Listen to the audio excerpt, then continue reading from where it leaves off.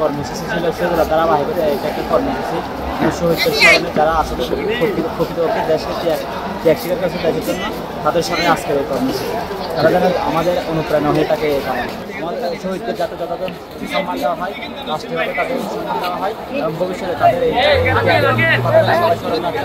গত মাসে 5ই আগস্ট আমরা সরকারের পতন ঘটিয়েছিলাম আজকে 1 মাস পূর্তি। তো আমরা শহীদ মাস করছি আমাদের যারা ভাইরা শহীদ হয়েছে আমরা ওদের হত্যার বিচার চাই।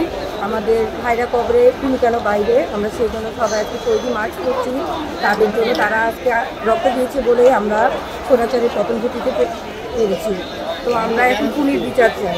আজকের এই মিছিলটা হচ্ছে আমাদের শহীদদের বাড়ির স্মরণে আমরা বিজয় পাইছি গত 1 মাস পূর্ণ হলো, তাই আমরা সবাই রেলি বের করতেছি। আর আমাদের বাইকের শহীদ মানে স্মরণ রাখার জন্য আমরা এই ইয়াটা করতেছি গণঅভ্যুত্থানটা। আপনার চাওয়াটা কি এখন? আমাদের চাওয়াটা হচ্ছে স্বৈরাচার মুক্ত থাকতে, চাঁদাবাজি মুক্ত থাকতে, সব কিছু আমরা স্বাধীনভাবে চলতে পারি মতো আমাদের দেশ যেন স্বাধীন থাকে। কোনো অন্যায়ের কোনো ইয়া হবে না, আমাদের অন্যের জায়গা আমাদের দেশে হবে না।